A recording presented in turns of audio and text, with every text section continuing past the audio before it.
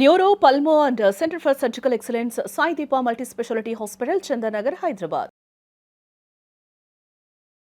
మదన్ గుప్తా గారు నమస్తే అండి. నమస్తే అమ్మా. కైలాష్ గురించి మాట్లాడుతున్నాం కాబట్టి కొన్ని వీడియోస్ లో వాటిలో నేను విన్నాను సార్, చూశాను పర్టికులర్ గా. కైలాష్ అంటే మనం ఒక శివయ్యగా కొలుస్తాం, కొంతమంది ఏమో అది ఏలియన్స్ ఉండే ప్లేస్ అని, లేదు అది ఒక పిరమిడ్ అని, కొంతమంది ఇలా రకరకాలుగా ఎవరి మాట వాళ్ళు, ఎవరి వాదన వాళ్ళు వినిపిస్తూ వస్తున్నారు. అసలు అక్కడ ఏముంది అనేది ఒక పెద్ద క్వశ్చన్. పిరమిడా నిజంగా, లేకపోతే మహాశివుడే అక్కడ కొలువై ఉన్నాడా, అదొక కైలాస పర్వతంగా చూడాలా, లేకుంటే అక్కడ ఏలియన్స్ ఉంటాయా, ఏంటి? బౌద్ధులు దాన్ని భక్తిగా కొలుస్తారు, జైనులు భక్తిగా కొలుస్తారు, వైష్ణవులు భక్తిగా కొలుస్తారు, శైవులు భక్తిగా కొలుస్తారు. అండ్ అటు చైనాలో అంటే కమ్యూనిస్టులు తీసేయండిలే, వాళ్ళకి అసలు బుర్రలు ఉండవు అనుకోండి. మామూలుగా చైనా వాళ్ళు దాన్ని భక్తి భావంతో చూస్తారు. ఇందరికీ అది ఒక శ్రద్ధా కేంద్రం, రైట్? ఇప్పుడు మనం ఏలియన్ అని ఎందుకు అనుకుంటున్నారు? అక్కడ ఏలియన్స్ ఉంటాయని ఎందుకు అనుకుంటున్నారు? ఏలియన్స్ చాలా చోట్ల కనిపిస్తుంటాయి, చాలా చాలా చోట్ల కనిపించినట్టుగా మనకు కొన్ని కథనాలు ఇవి విన్నాం. అక్కడ ఇప్పుడు స్వయంగా ఎక్కినటువంటి ఒక పర్వతారోహకుడు వాడిచ్చినటువంటి స్టేట్మెంట్ ఏంటి?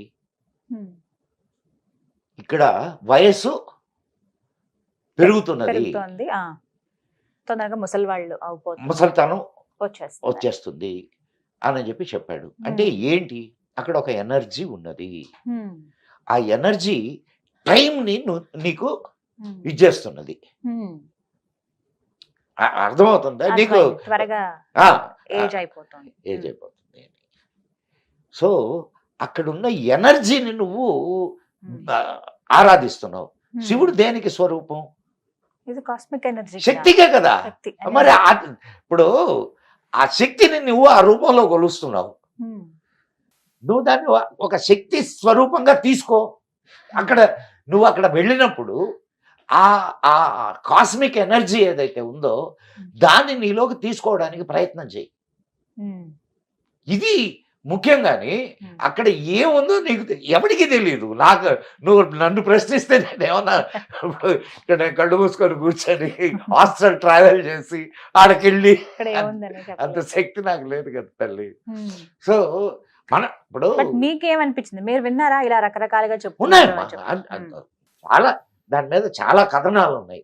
ఎన్ని కథనాలు ఉన్నా ఏమైనా అది ఒక శక్తి కేంద్రం.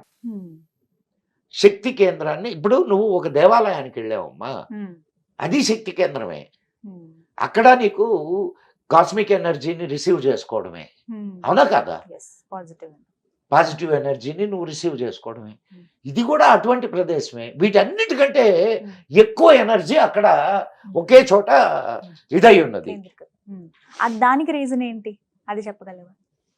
అక్కడే అంత ఎనర్జీ ఉండడానికి ఈ భూమండలంలో ఎక్కడా లేనంత శక్తి కైలాస పర్వతం దగ్గర ఎందుకుంది? అది సెంటర్ ఆఫ్ ద భూమికి సెంటర్ అని అంటారు దాన్ని. బహుశా దానికి సంబంధించినటువంటి సైంటిఫిక్ పరిశోధనలు ఇప్పటిదాకా ఏమీ జరగలేదమ్మా. ప్రయత్నించిన వాళ్ళు కూడా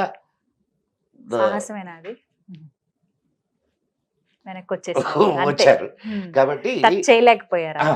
దాని గురించిన పూర్తి సమాచారం అయితే, అంటే సైంటిఫిక్ ఇదైతే మాత్రం ప్రస్తుతం దాకా లేదు. ఏదో తక్కిన వాళ్ళు ఇప్పుడు అది పిరమిడ్ అని, లేకపోతే మానవ నిర్మితం అని కొందరు చెప్తుంటారు. ఇవి కొన్ని మనం విని మన నమ్మకం ప్రకారం మనం నమస్కారం చేసుకొని ఓం నమ శివాయ అనుకోవడం పోతా ఉంటుంది. కంటిన్యూషన్ అంటే మాలాంటి వాళ్ళకి ఇప్పుడు వచ్చిన ఈ సినిమాల ద్వారా ఈ జనరేషన్ వాళ్ళకి ఎక్కువగా తెలిసింది ఏంటంటే కల్కి ఈ సినిమాలో శంబల ఈ శంబాల గురించి చెప్పారండి. నిజంగా కైలాస పర్వతానికి దగ్గరలో శంబాల ఉందని, ఇలా ఇప్పటికీ ఆ ప్లేస్, ఇప్పుడు ఆ ప్లేస్ ఉంది, నెక్స్ట్ అంతా అక్కడ ఉండబోతోంది, ఆ సినిమాలో చూపించినట్టే జరుగుతుంది మాక్సిమం అన్నట్టు అన్నారు. నిజమా? అమ్మాయి ఇప్పుడు ఒక సినిమా అమ్మ అది. సినిమాలో అనేక రకాలుగా చూపిస్తుంటారు. ఇప్పుడు ఉందా అండి అసలు? ఒక ఫ్యూజన్, ఒక ఇప్పుడు శంబాల అని ఒక ప్రదేశం ఉంది అనేది ఒక మన పురాణ కథనం. ఎందులో రాసింది సార్ శంబాల? నీకు దీంట్లో మన కల్కి పురాణంలో ఉంది. కల్కి పురాణంలో ఉంది. అక్కడే కల్కి పుడతాడు అనేది, విష్ణు యశస్సు అనే ఆయనకు పుడతాడు అనేది. సరే, అయితే ఇంకొక కథనం కూడా ఉంది. ఇప్పుడు యూపీలో గొడవలు జరుగుతున్నాయి కదా, సంబాల్ అని ఇప్పుడు యూపీలో గొడవలు జరుగుతున్నాయి. యూపీలో సంబాల్ అని ఉంది, అది కూడా కల్కి ప్రదేశం అని. కల్కి టెంపుల్ ని నాశనం చేసి అక్కడ మసీదు కట్టారని ఇప్పుడు ఆ గొడవలు అయ్యాయి అక్కడ. సో అయితే నేను చదువుకున్న నా దీని ప్రకారం అటువంటి ప్రదేశం ఒకటి ఉన్నది అక్కడ, కానీ అది మానవ నేత్రాలకు కనిపించేటటువంటిది మాత్రం కాదు, కనపడదు. అది ఇట్స్ ఎ హైడెడ్ ప్లేస్. అక్కడ ఏజ్ లెస్ గా ఉండేటటువంటి వాళ్ళు అనేక మంది అక్కడ, అంటే ఋషులు తపస్సు చేస్తూ ఉంటారు. వాళ్ళకి ఇప్పుడు ఉంది అంటే, కానీ మనకు మాత్రం కనిపించదు. మనం అక్కడికి చేరుకోవాలంటే యుగాంతం అవ్వాల్సి అంటారా? యుగాంతం కాదు, అక్కడికి వెళ్ళే వాళ్ళు ఉన్నారు కానీ వాళ్ళు చెప్పరు. వెళ్ళేవాళ్ళు ఉన్నారు, వెళ్ళి వచ్చిన వాళ్ళు ఉన్నారు. కొన్ని సంఘటనలు ఉన్నాయి. కాశీలో ఒక స్వామీజీ, అంటే ఆయన అక్కడ ఒక టెక్నిక్ ని నేర్చుకొని వచ్చాడు. ఇది సూర్యశక్తిని నీకు మెటీరియల్ గా మార్చడం. ఆయన లైఫ్ లో అది నేర్చుకొని వచ్చాడు. అట్లా ఉన్నారు కొంతమంది. మేము వెళ్ళొచ్చామని చెప్తున్నారు, కానీ ఇప్పుడు నేను వెళ్ళొచ్చానమ్మా, నేను వెళ్ళొచ్చాను. మీరు అది చెప్తే మేము నమ్మాలి కదా అనేది ఒక పాయింట్. ఇక్కడ హైదరాబాద్ లో ఉండేవాళ్ళు కూడా కొంతమంది చెప్తున్నారు నేను అక్కడికి వెళ్ళొచ్చాను అని. ఓం నమ శివాయ. శంబాల ఉంది. అయితే కలియుగం గురించి పాయింట్ వచ్చినప్పుడు అండి, మరికొద్ది రోజుల్లో లేదా మరికొన్ని సంవత్సరాల్లో యుగాంతం అవుతుందండి. 12 నుంచి చూసుకుంటే 2012 ఇక మాక్సిమం అంతా అయిపోతుందని. ఆ తర్వాత మళ్ళీ నీకు అంటే నీ వయసు ఎంతో నాకు తెలియదు, ఆడపిల్లల వయసు అడగకూడదు అంటారు. అడగకూడదు సార్. మగవాడి సంపాదన, ఆడపిల్ల వయసు అడగకూడదు అంటారు.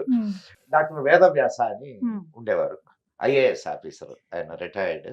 ఆయన 2000కే ప్రపంచం అంతమైపోతుంది. 2000 అయిపోయింది. తర్వాత మీకు జ్ఞాపకం ఉందో లేదో, నువ్వు అప్పటికి పుట్టావో లేదో తెలియదు నాకు, స్కైలాబ్ పడుతుందని అని చెప్పి అంతమైపోతుంది అని కోళ్ళు కోసుకున్నారు, మందు తాగారు, ఇంకా జలసాలు చేసుకున్నారు, పోతారని గట్టిగా నమ్మారు.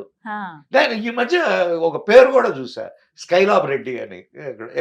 ఇక్కడ మన రాజకీయ నాయకుడు ఒక ఆయన ఉన్నారు, స్కైలాబ్ రెడ్డి అని. బహుశా ఆ టైంలో పుట్టినవాడు కాబట్టి ఆయనకి ఏమన్నా ఆ పేరు పెట్టారేమో తెలియదు నాకు. సో అంతమైతే ఏది అంతం చెప్పు నాకు? పూర్తిగా ఇంకా అందులో మనుషులు ఎవరు ఉండరు, పూర్తిగా ఇప్పుడు అంతమైపోతుంది. నీకు ఒక చిన్న ఇది చెప్తాను. కృతయుగం పోయింది, ద్వాపరం వచ్చింది. ద్వాపరం, త్రేత,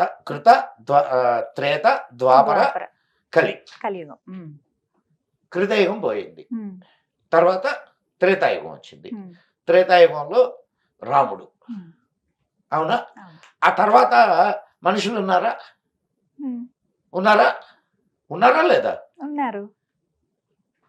అక్కడి నుంచి మహాభారతం జరిగింది, అదే మీన్ ద్వాపరం తర్వాత మనుషులు ఉన్నారా లేదా? మనం ఉన్నాం కదా. సో కలియుగం తర్వాత మనుషులు ఉంటారని ఎందుకు అనుకుంటున్నావు? మరి యుగాంతం అంటే దేనికి అంత? యుగాంతము అంటే ఒక పీరియడ్ అయిపోయి ఇంకొక పీరియడ్ వస్తుంది. అంతే తప్ప ఏదో పెద్ద యుద్ధం జరిగి క్రాష్ అయిపోయి భూమంతా ఇలా అవి ఇప్పటికి చాలా జరిగినాయి. అవి ఇప్పటికి చాలా జరిగినాయి. దాని గురించి అసలు ఆలోచన ఎందుకు? పోతే అందరం పోతాం. అవునా కదమ్మా? దాని గురించి భయపడాల్సిన ఇది ఆలోచించాల్సిన ఇది ఏం లేదు. యుగాంతము అంటే యుగాంతము ఇప్పుడు యుగము అనేది ఒక పీరియడ్ అమ్మా. అవునా కదా? ఈ పీరియడ్ దాటి ఈ పీరియడ్ లోకి వస్తున్నారు. దానికి మొత్తం నాశనం అయిపోద్ది. మొత్తం ఫస్ట్ భయపడ్డం మానేయాలి. ఎందుకంటే నేను చూపించే సినిమాలు అవి కూడా అది ఏవైతే చూస్తున్నామో వాటిలో కూడా యుగాంతం అంటే అక్కడికి అది కంప్లీట్ గా స్మాష్ అయిపోతుంది. సినిమాలు చూసి నుంచి ఏది అండర్స్టాండింగ్ రాకుండా డిసైడ్ అయిపోద్ది. ఎందుకంటే ఓకే ఇట్స్ ఒక మంచి దృశ్య మాధ్యమం, దాన్ని అంతవరకు తీసుకుందాం, హాయిగా ఎంజాయ్ చేద్దాం. గంట 2 గంటలు సినిమా చూసినప్పుడు ఎంజాయ్ చేద్దాం. కానీ ఇట్లాంటి నోషన్స్ లోపలికి తీసుకోకండి.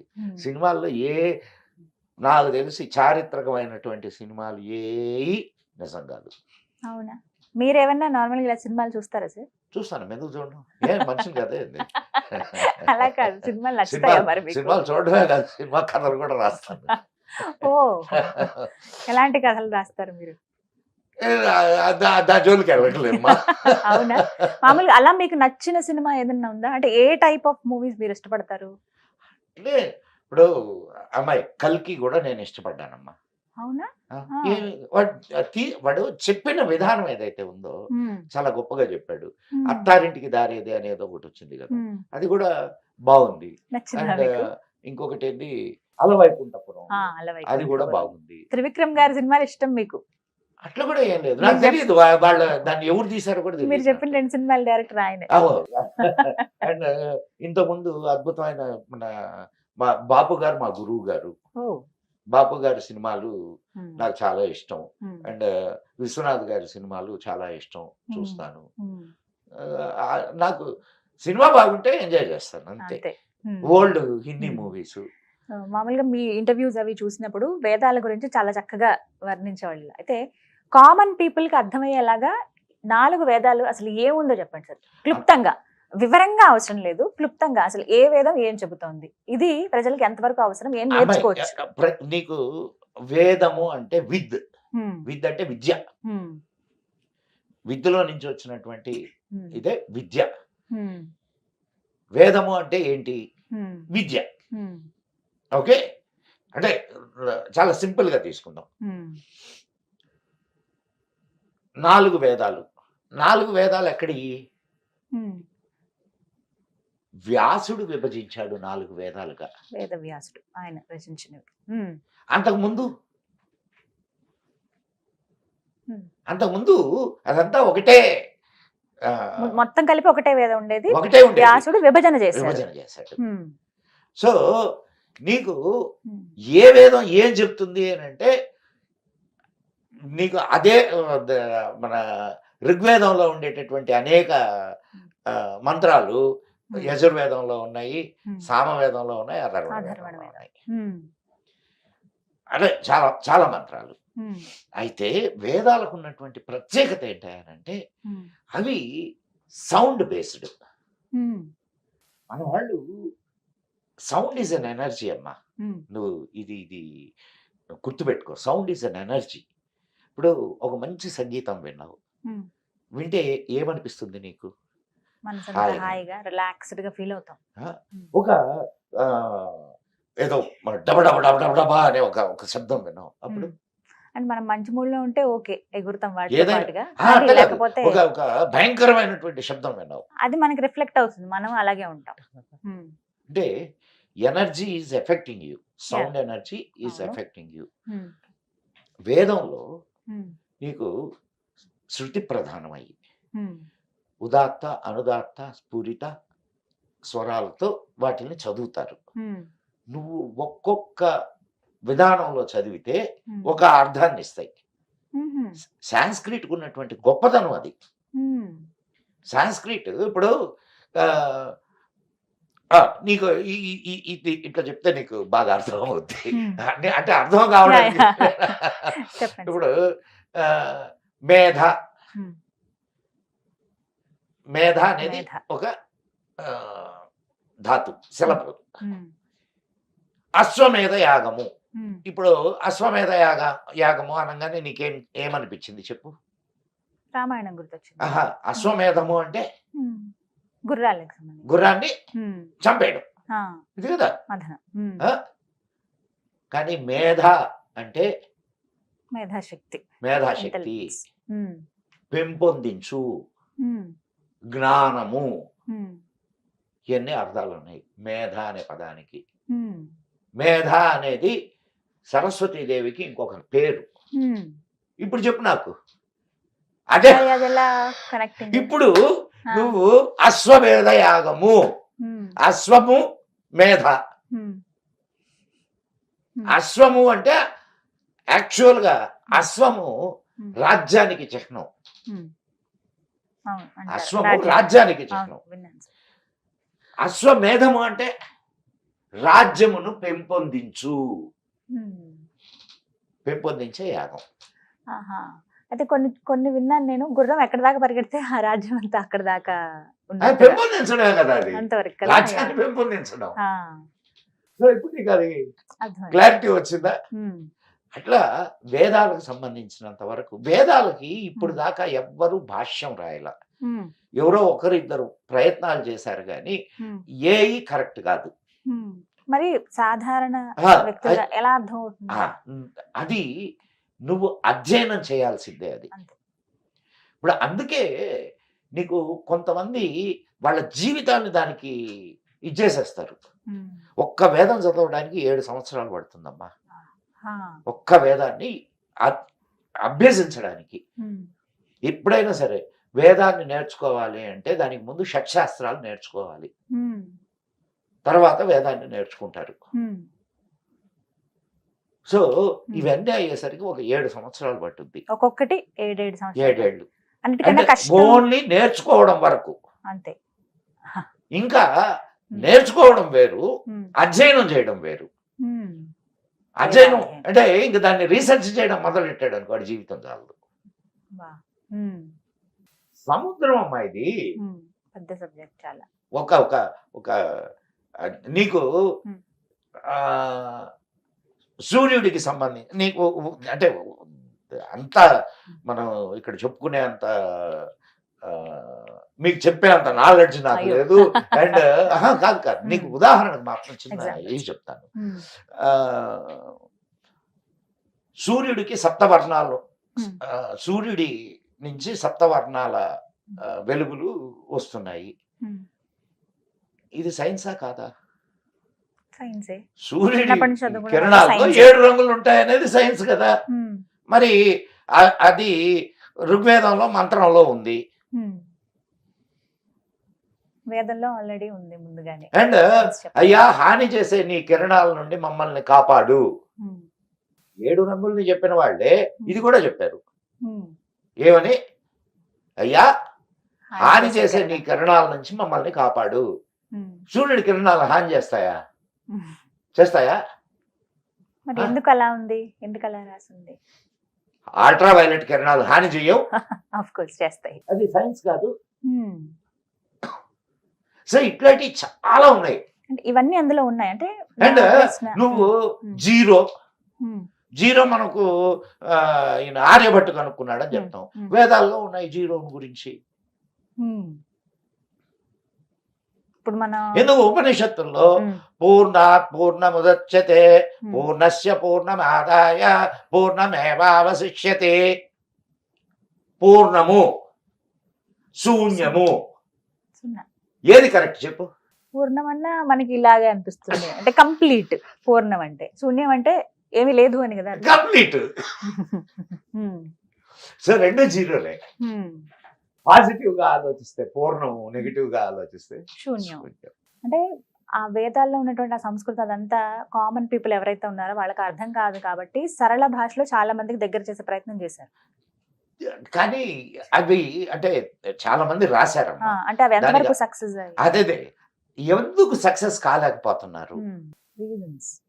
కారణం ఏంటంటే నీకు అధ్యయనం చేసి నీకు నువ్వు దాన్ని జీర్ణం చేసుకోగలిగినటువంటి ఇదే తప్ప అది నువ్వు ఒక అర్థాన్ని చెప్తే దానికి ఇంకొక అర్థం కూడా ఉంటది. ఏ అర్థాన్ని తీసుకోవాలి? అదొక క్వశ్చన్ మార్క్ మళ్ళీ. సో అందుకని వాటికి అర్థాల జోలికి పోవాల, అధ్యయనం జోలికి పోయారు. ఇప్పుడు అనేక శాస్త్రాలు మనకి ఇది ఈ జ్యోతిష్యము అంటే ఖగోళ శాస్త్రం, జ్యోతిష్ శాస్త్రము అంటారు దాన్ని. జ్యోతిష్ శాస్త్రం నీకు దాని ఉపవేదం, దాంట్లో నుంచి వచ్చిందే అది.